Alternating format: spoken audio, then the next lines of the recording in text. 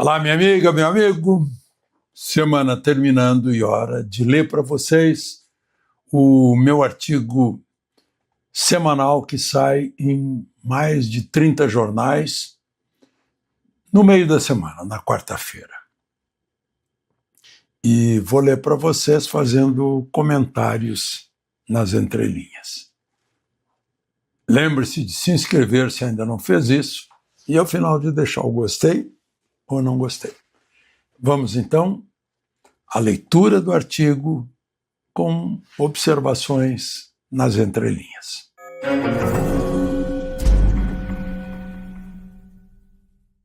Bom, o título é A Tarifa e a Foto.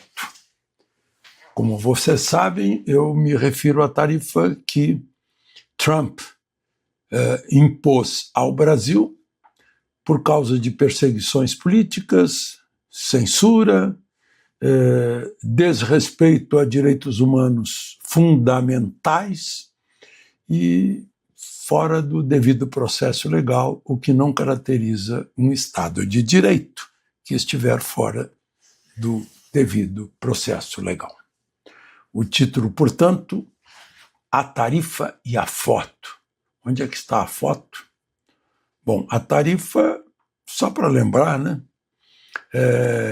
Na quinta-feira, os Estados Unidos, Trump cancelou 10% de tarifa da China, porque a China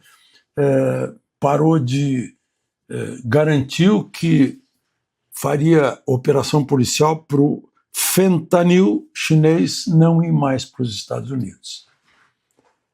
Aqui, até agora, a gente não deu nenhuma garantia de que vamos voltar ao devido processo legal, à Constituição. Então, eu começo dizendo o seguinte. Mais uma vez, Trump e Lula se encontram, agora não apenas 39 segundos, como foi na ONU, provocando de novo duas versões antagônicas sobre o mesmo fato. Foi a reunião em Kuala Lumpur, que durou 45, 50 minutos. Um lado destaca que Trump elogiou Bolsonaro na cara de Lula e lamentou o que fizeram com o ex-presidente quando elogiou. O outro lado registra que Trump ficou impressionado com os dias em que Lula sofreu na prisão. Lula foi para a prisão com o devido processo legal, com o juiz natural, em consequência com amplo direito de defesa. Começou na primeira instância, recurso na segunda, piorou a situação dele, recurso na terceira, já no Superior Tribunal de Justiça, passou todos os estágios possíveis. Já Bolsonaro não teve isso, né? Bolsonaro foi direto para a última instância e pediu recurso para quem o condenou. Aí não tem jeito, né? Mas isso é na cara da gente também. Enquanto isso, né, os que reportam os encontros se esmeram em suas versões. Os brasileiros que vivem, né, a exportar para os Estados Unidos, enquanto isso, né, ficam esperando mais um mês. Vão amargar este mês de outubro em queda em suas vendas. Em setembro, as exportações para os americanos já haviam caído ao redor de 20%, porque a essência desses badalados encontros, a tarifa de 50%, que já foi alterada para a China, é menor que a nossa. A China está com 47%, né? Aqui permanece intocada, porque eu acho que o governo brasileiro não entendeu ainda o que está tão claro. Depois da conversa de Kuala Lumpur, as equipes dos dois presidentes se reuniram apenas para combinar como vão conversar de novo. Aliás, haviam combinado a reunião domingo e fora cancelada, domingo último. O otimismo das manchetes de jornais governistas influencia até mesmo o mercado de câmbio, pois o dólar continuou com leve queda e no mercado de ações a bolsa, impressionada com a foto entre Lula e Trump, bateu recorde, como se as empresas exportadoras brasileiras não estivessem sofrendo. Ah, não, é mais importante a China com os Estados Unidos do que as empresas brasileiras. Aí a bolsa sobe, dessas próprias empresas prejudicadas, e o dólar se desvaloriza, o real se valoriza. Aconteceu alguma coisa aqui no Brasil? Não. É lá na China ou na Coreia do Sul, no encontro entre Xi Jinping e Trump. Dá para entender? Bom, parece que estão acreditando nas respostas que só se referem aos 10% da sobretaxa comercial compensatória.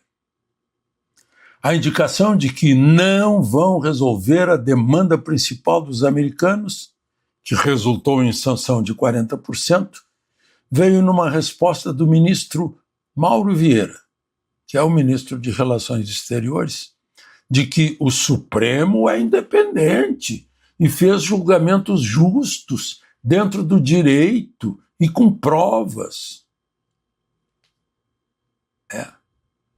O representante americano do comércio, Jameson Greer, integrante da equipe de conversações, já explicou exaustivamente que dos 50%, só 10% são compensações de comércio.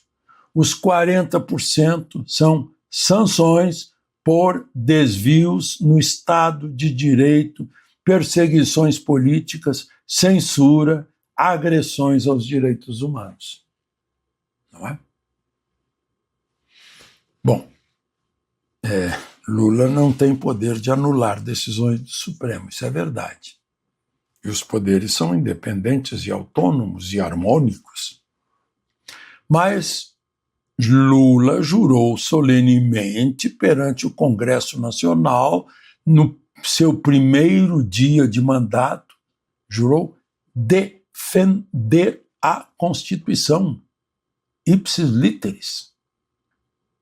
Mas, ao contrário, o presidente, grato por sua descondenação, tem endossado e elogiado os atos do Supremo, como repetiu agora em declarações na Malásia.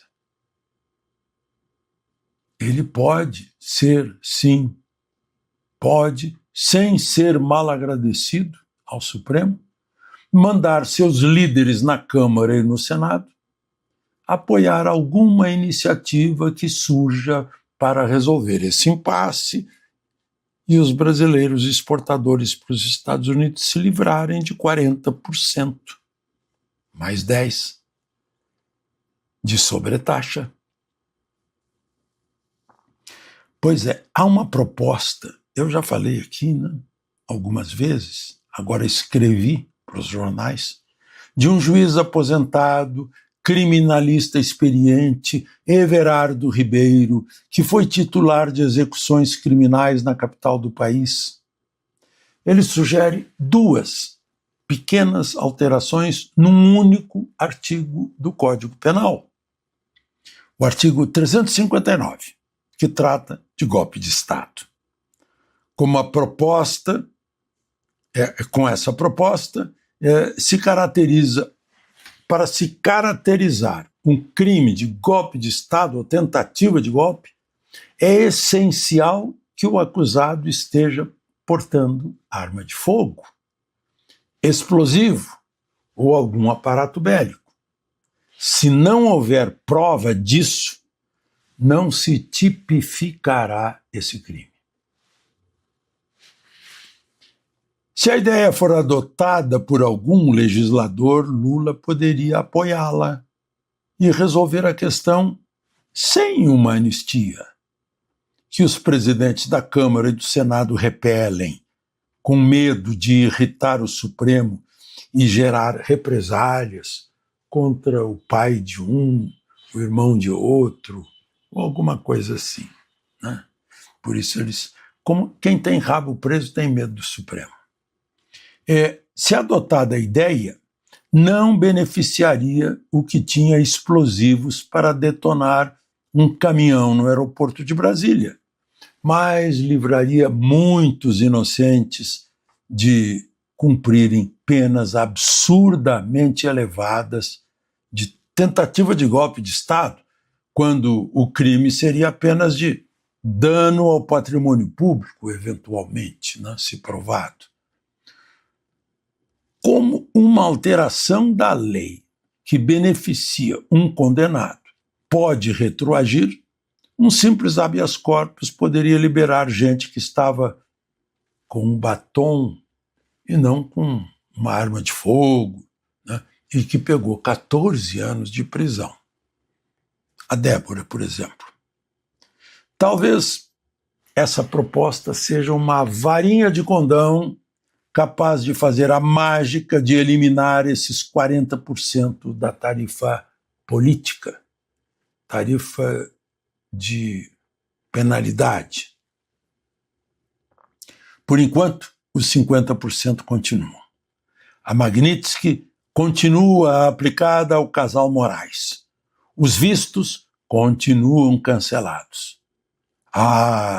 Mas tem a foto de Trump com Lula apertando-se as mãos, o que para os lulistas é uma vitória do presidente do Brasil e uma derrota dos bolsonaristas, já que Bolsonaro, estando preso em casa, não poderia ter uma foto assim com um ídolo. De São Paulo, Alexandre Garcia.